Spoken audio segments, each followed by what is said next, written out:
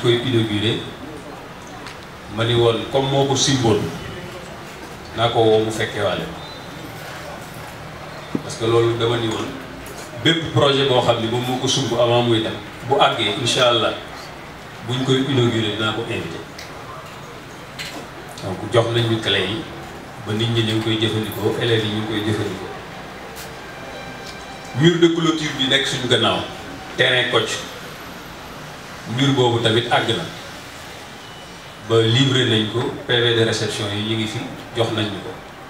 kon ñaari yooyu lañ fi fekk mu nekk projet yoo xam ni sumbul na ko mu àgg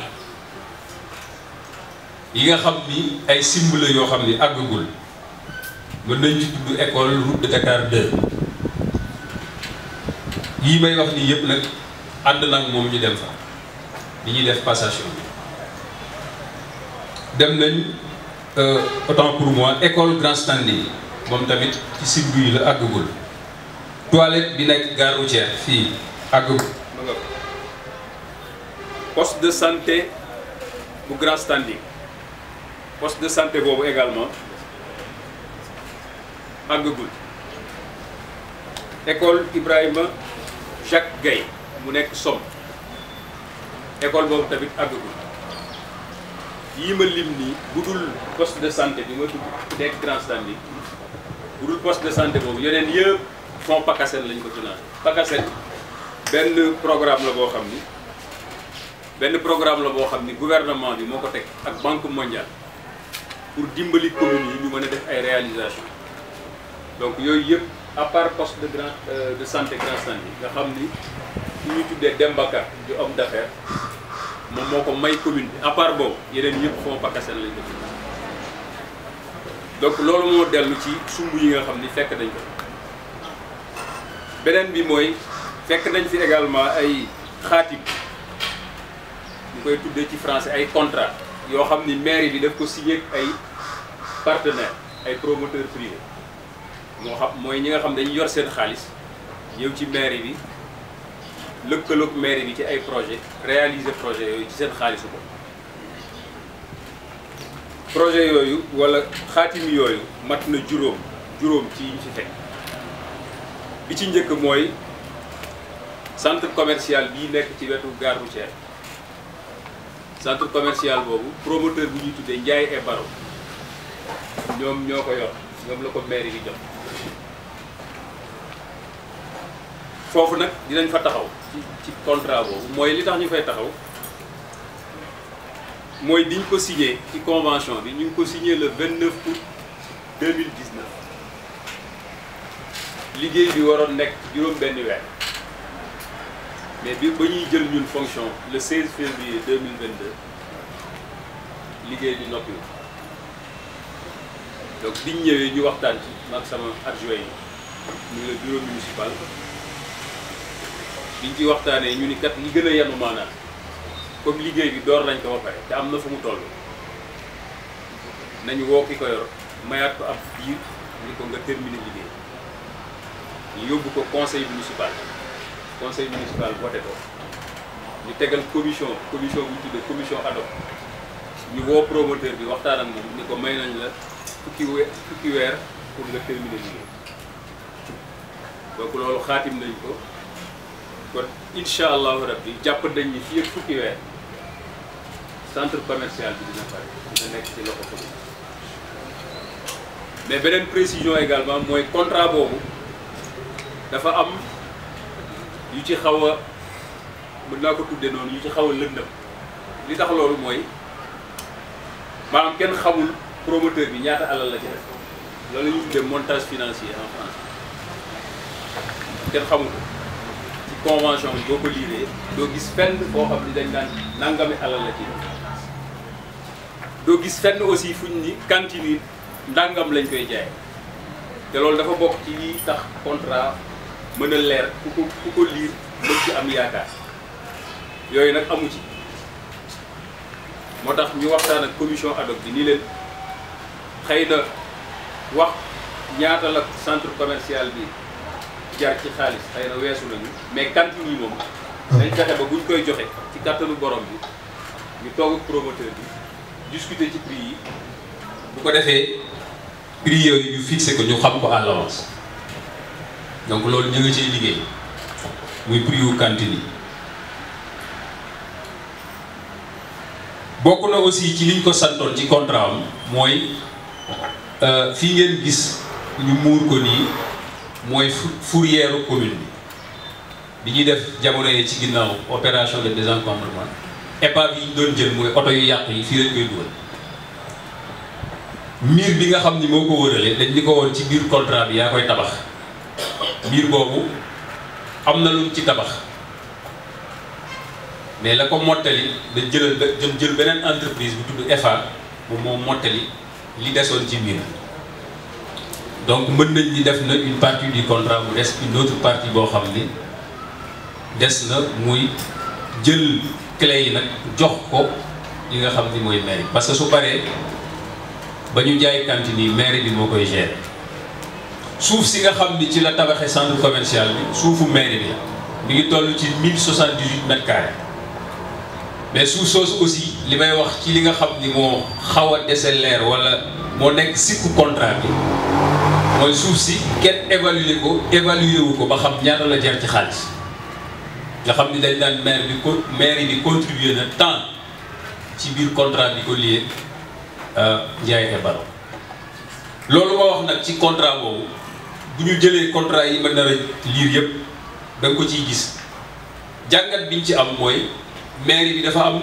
tële tuuti ci wàllu contrat signé contrat dans les règles de l'art mu jaar yoon ñu saytu ko ba mu leer nga xam ni dara du ci échappé mairie bi mais aussi surtout ñu def ko mu nekk intérêt commune loolu dafa des te yi ma leen nar a lii yëpp benn bu ci ne dinaa leen wax lu tax contrat bi ñu lii ak am na benn station Total bu nekk biir gare routière yaakaar naa ñëpp xam nañ ko moo nekkoon benn station seul bi fa nekkoon station boobu bi ñuy signé ak moom contrat boobu commune bi amagul boobu ci jamono yi benn commune Thiès benn commune la woon ci lañ signé woon ak moom c'était en 1980 c'était pour une durée de 15 ans fukki at ak juróom contrat boobu ba mu jeexee ba tey depuis 80 kenn renouvelé wu ko te ku ne xam na ni bi ñu defee dévolution gare routière bi léegi mairie Thiès Ouest moo ko moom donc mën nga ni bañ créé commune ba tey 2008 ak léegi kon mën nga ni station boobu mi ngi exercer dans l'illégalité parce que contrat bi kenn renouvelé am na nag ñoom benn jéego bu ñu def mooy diggante 2012 ak 2016 jéem nañu calculer li ñu waroon di jox mairie bi fay ko ñu jéem ko calculer fay ko xaalis ci ñeenti at yooyu mu ngi toll ci 23 millions et quelques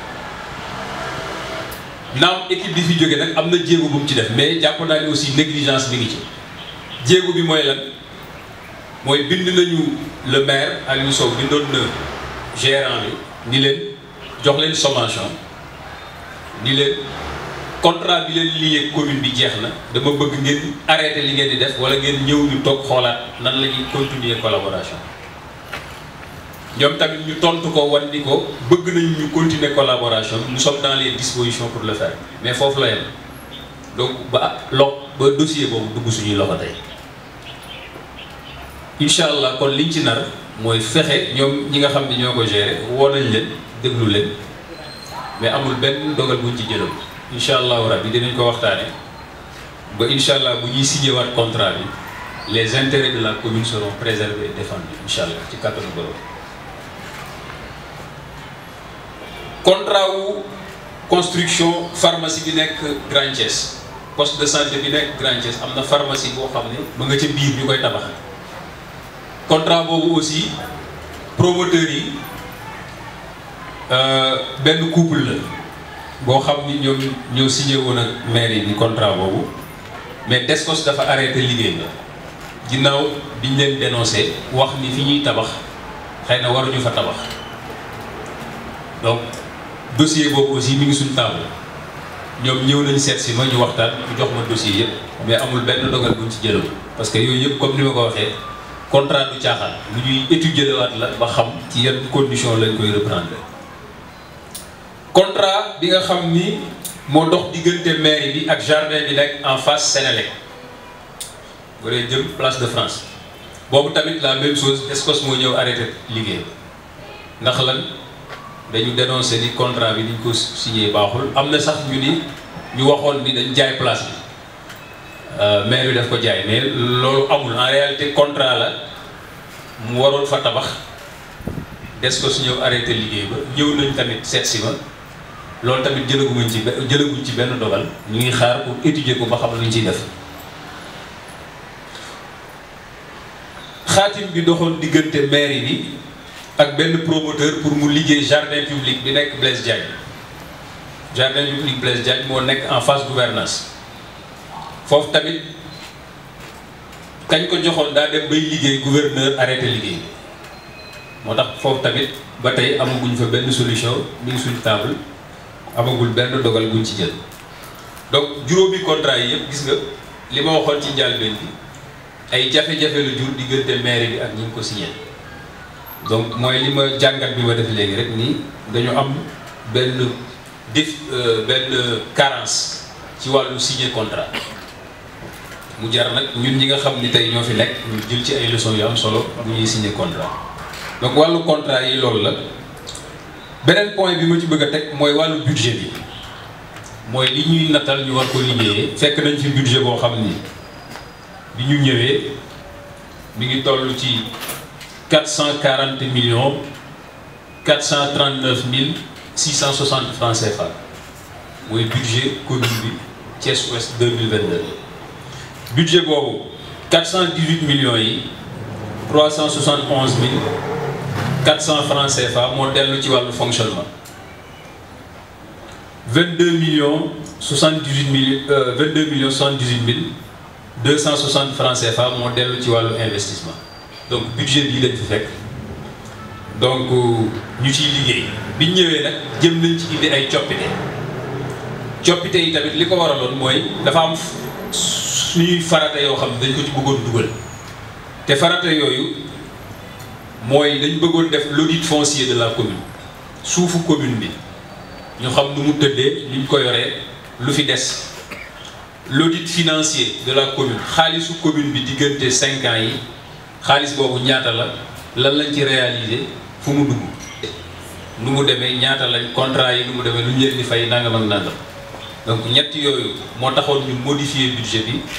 dugal ci benn rubrique xaalis bi ñuy permettre ñu mën a def liggéey boobu benn bi commencé nañ ko d'ailleurs muy l'audit foncier daanaka marché bi ñu ngi koy waaj a lancé incha allahu rabbi lu ci tukkee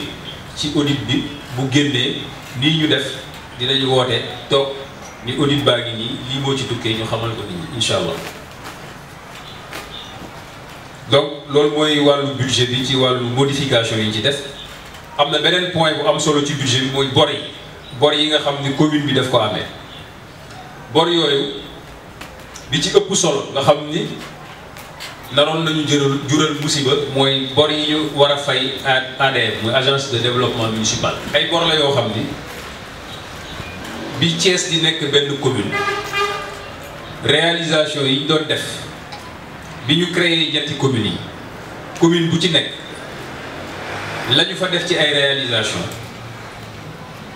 dañ ni la lu tolloog loolu ci bor da nga koy fay parce que bor la woon bor bu ñu lebaloon la ville de Thiès autant la commune de Thiès autant avant les 3 communes léegi mu war ko fay léegi dañuy évaluer commune ouest infrastructure yi fi nekk bi ñuy def dévolution bi en 2014 ñu évaluer ko ci xaalis ni ko loolu ngay fay bor boobu nga xam ni commune Thiès moo ko leboon léegi bor boobu nag chaque année commune bi da ciy dugal benn xaalis boo xam ni day àgg ci mën nañu ko tuddee 22 millions chaque année parce que 2 millions la chaque mois ñun bi ñuy ñëw dañu fekk bor boobu weer bi nga xam ni moo ci muy janvier fayuñu woon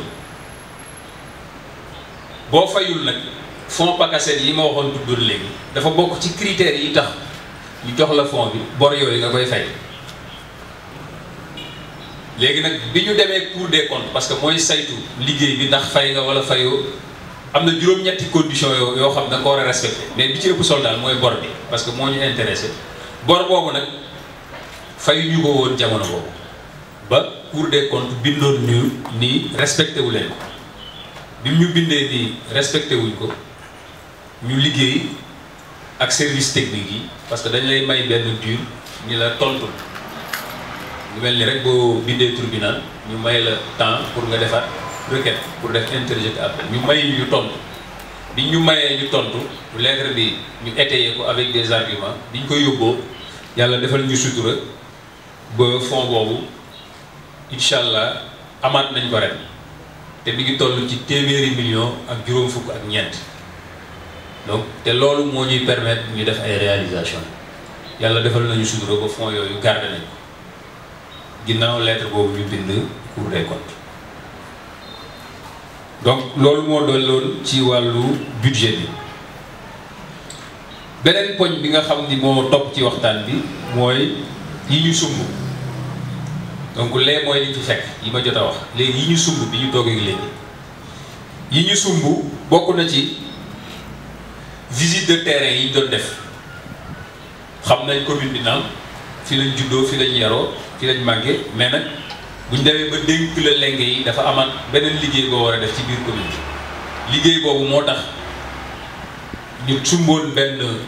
visite tudde ko visite de quartier visite de courtoisie tous les quartiers de la commune ñu fas yéene faa dem genn wàll gi bi dem nañ fa muy juróom-ñeenti communes yi dem nañ autant pour moi quartiers yi dem nañ fa seeti chef de quartier yi seeti waa quartier yi déglu leen déglu seeni jàmbat recueillir ko bind ko loolu dina am solo ci kanam ci li may mujjee ci waxtaan bi marché yi ne ci commune bi 4 marché yëpp dem nañ fa gis acteurs yi visiter marché bi ruq bu ne ñu dugg fa toog ak acteuru marché bi ku ci ne wax sa jàmbat ci marché bi ñu recueillir bind ko dem nañ gare routière bi nga xam ni moo nekk ci suñu gannaaw visiter ko toog ak acteurs yi waxtaan ak ñoom def nañ une grande tournée avec les autres maires pour saytu ndoxu taw bi bu ñëwee fu muy jaar c'était pour préparer les hivernages nga xam ni incha allah soreetul ba xam inondation Thiès lan moo koy waral bu ndox mi ñëwee bokk na ci également li ñuy tuddee PTI muy programme triennal d'investissement maanaam benn document la boo xam ne ñetti at commune bi da ci tënk projet yi mu am bi ñu ñëwee soppi nañ ko coppiteef yi ñu ci indi dinaa ko indi également après bu may pare pour mën a dugal ñun suñu programme bi ñu doon campagne di ko wax nit ñi yéen ca doon wax ñu jël ko ci programme boobu dugal ko fa bëgg nañ également fii ci Thiès noonu taxawal fa benn centre d'état civil secondaire bu bees muy un 3e centre d'état civil secondaire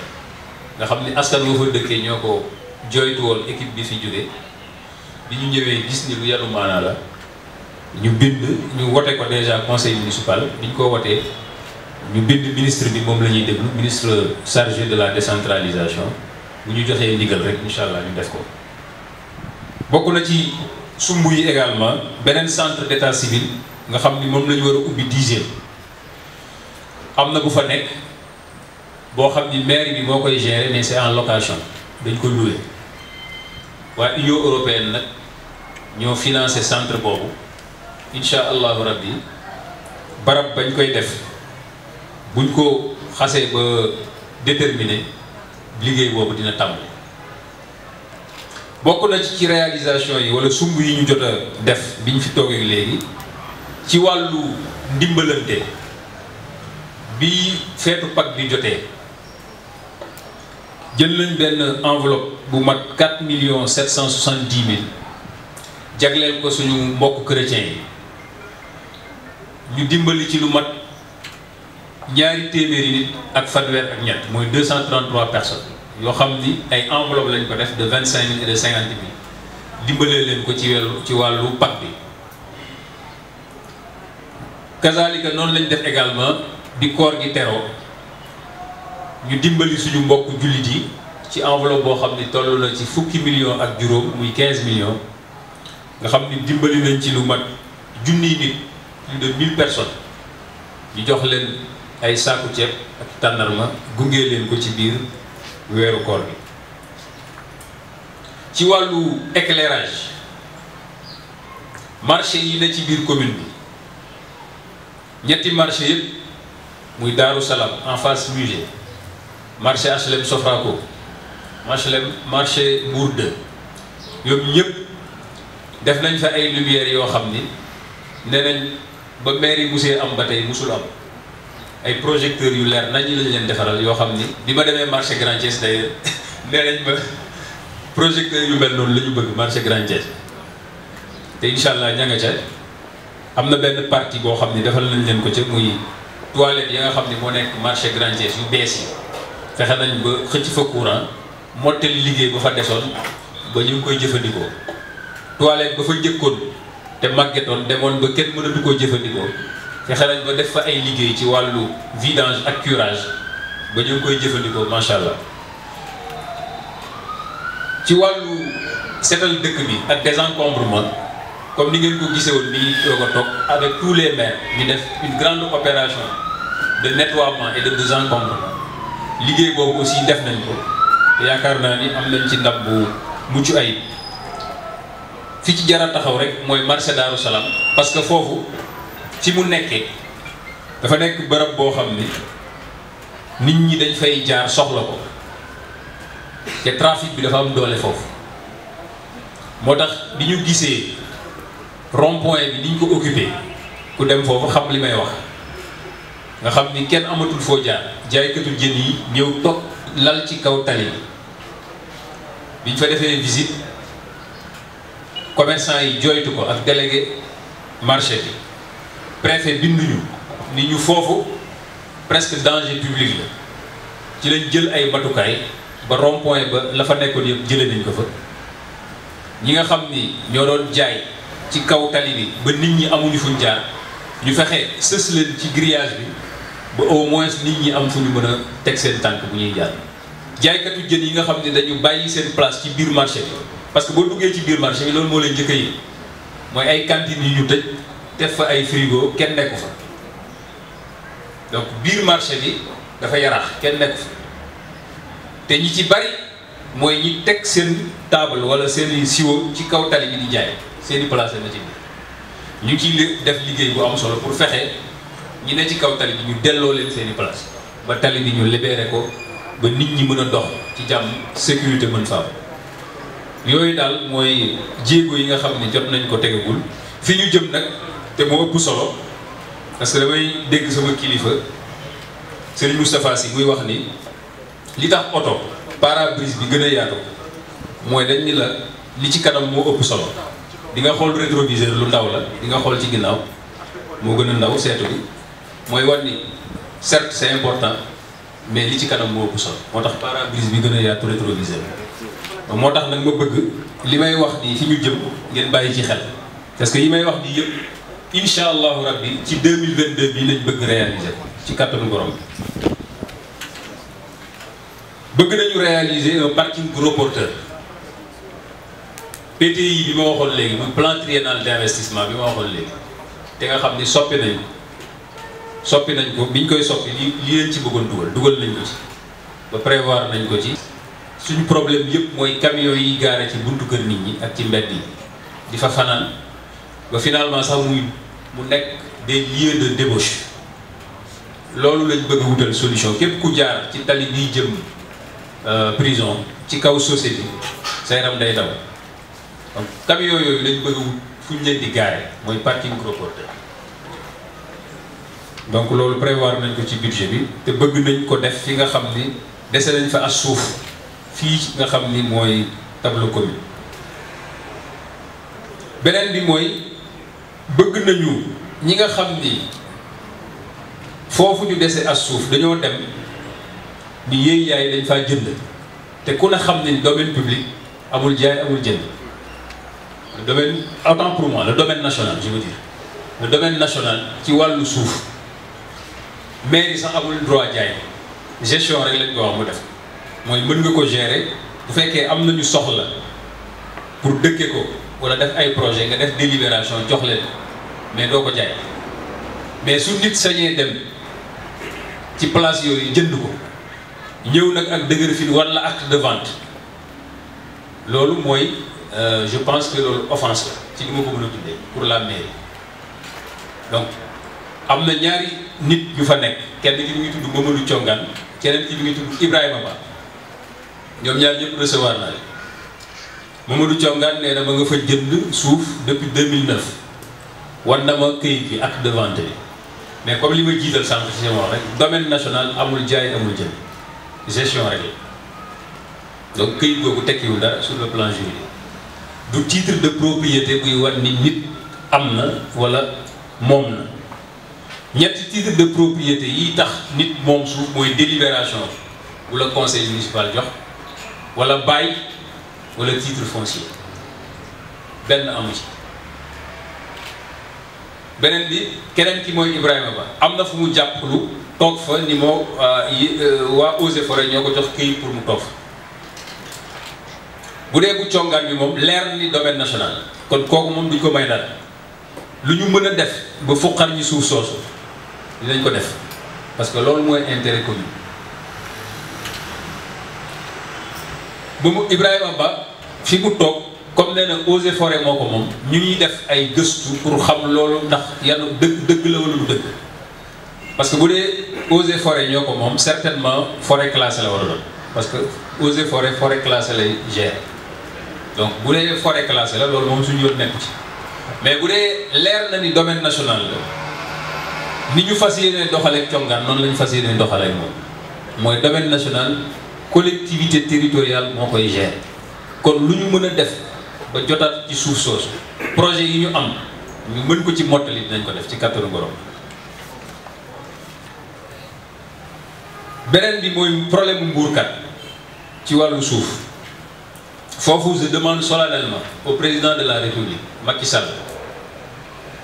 déclassement moom la yàlla def mu tegu ci loxo parce que déclassement décret ngay jël signé ko xaatim ko pour nga déclasser forêt ku ne xam na ni problème mu mbuurkat yamul commune ouest mais c'était un problème national j'allais dire même international ñëpp gis nañ ko mu ñëw fi am lu mu diggee woon la mu diggee woon boobu ba tey population yi ñu ngi xaar mooy décret bi nga xam ni mooy déclasser forêt bi ñu mën ko dugal ci domaine national nit ñi mën fa dëkk parce que ña ngi fay tabax déjà tabax yooyu moo indi woon problème yi bañ toj ko maa ngi nii jàkkaarloog Jules Diémé bokkoon na ci ñi nga xam ni jàppoon nañ ko ci problème bi ba mu amoon ci problème loolu tey la Waalo gën a aay def nañ marche ñoom waa Mbourkat semaine passée ñëw ba ci mairie bi pour problème boobu ñu régler ñun nag en tant que autorité li ñu war mooy nekk aux côtés des populations pour que cette doléance là soit satisfaite le plus rapidement parce que mi ngi bëgg a durer te lu muy gën di durer peut-être irrégularité yi fa nit ñi di def di gën a yokk bu ko defee problème bi dina toll foo xam ni pour nga saafara ko day jafe mais foofu li ñu fay ñaan président mooy ñañ fa toj seeni kër nañu fexe ba joxaat leen seeni kër wala ñu jox leen ay parcelles foofa parce que yu mel noonu ñaare ñi am baat te am doole dañ ciy profité prox ndoll pour teg loxo suuf si donc néew di doole ya fa nekkoon dem tabax fa parce que amuñu fu ñu dëkk dem ba ci forêt classée bi parce que ñàkk pexe moo taxoon nag ñu dem dëkk ñooñu ngalawaay nañ leen recenser xam leen joxaat leen seeni suuf wala ñu jox leen parcelle foofa te ñun ñi nga xam ni ñooy maire yi am ay projets yu ñu war a réaliser ñu jox ñu fa suuf soo xam ni projet yi ñu bëgg a réaliser parce que yi ñu bëgg a réaliser bari na ñu mën ko fa def incha allahu rabbi.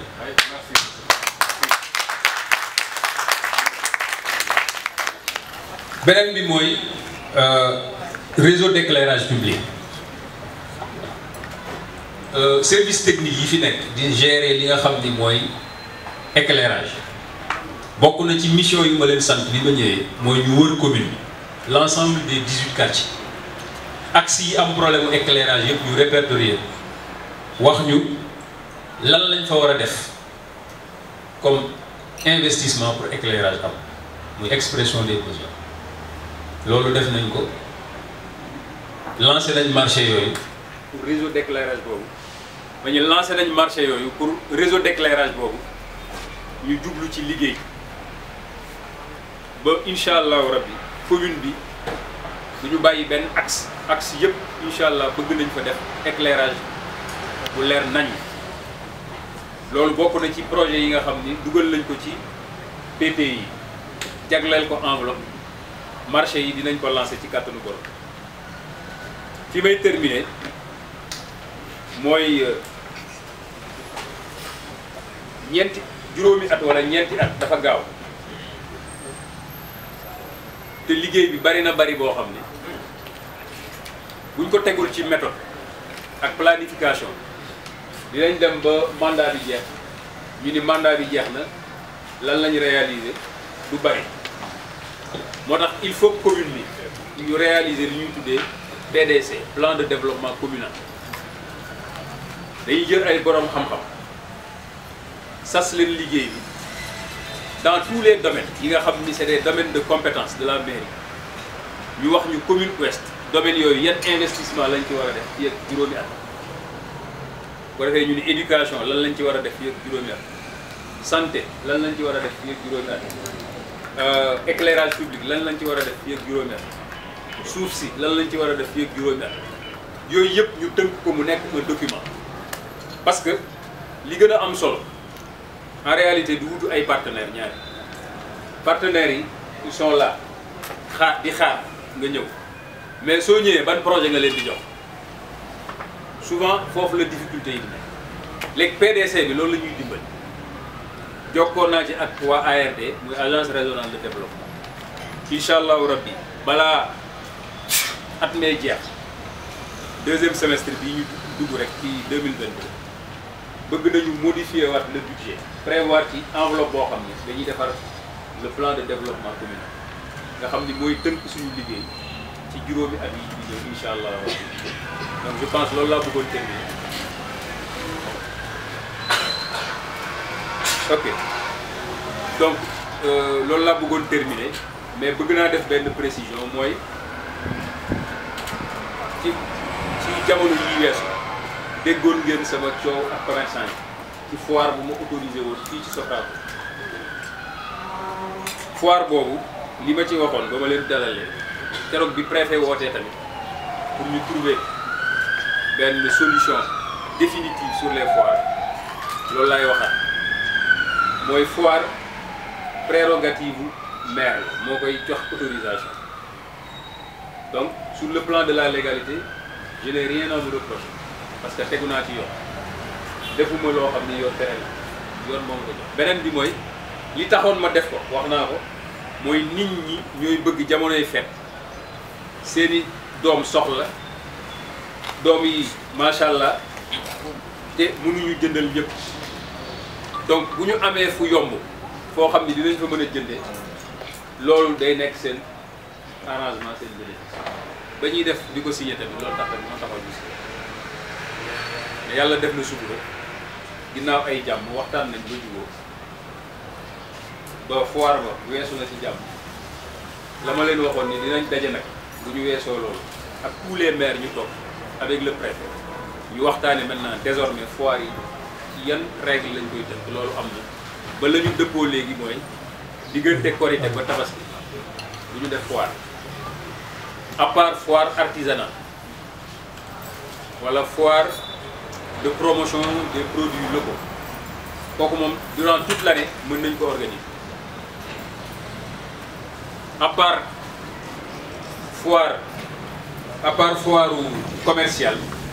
foire commerciale daal lañ tere diggante Korité ak Tabaski mais su dul loolu durant toute l'année foire artisanale ak foire de transformation des produits locaux mën na am mais bu ñaari événement yooyu weesoo également yeneen date yi fi des mën nañ ci organiser toutes sortes de foires donc loolu la ñu mujj tënk fi may jeexale mooy jombul dégg ngeen également ci biir koor gi bi nit ñi di déposer ay demandes pour am ci ndimbal yi ay coow yu fi amoon ci ñoo xam ne dañ leen doon laaj xaalis ci biir mairie loolu biñ ko yëgee ñu wax ñu ko ci lañ commencé def suñu enquête pour xam ndax loolu am na wala amul. enquête boobu ñi ñu jàpp ni ñoom la dama leen servir automatiquement demande d'explication. Demande d'explication nag c'est le point de départ de la procédure disciplinaire mooy boo dee bëgg saafara bi foofu ngay départ ci wàllu administration. donc loolu ñuy continuer ñi nga xam ni tudd nañ leen ci ñoom ñëpp incha allahu rabbi dinañ leen identifier suñ leen identifier ba xam leen daan yee ca war dinañ ko def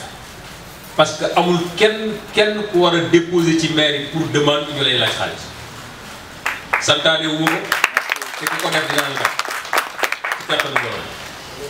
donc loolu la ko population yi xam parce que je tiens farouchement à préserver la notoriété et la crédibilité de l'institution municipale loolu moom j'y tiens farouchement incha allahu rabbi li ci war dinañ ko def ci kattanu borom.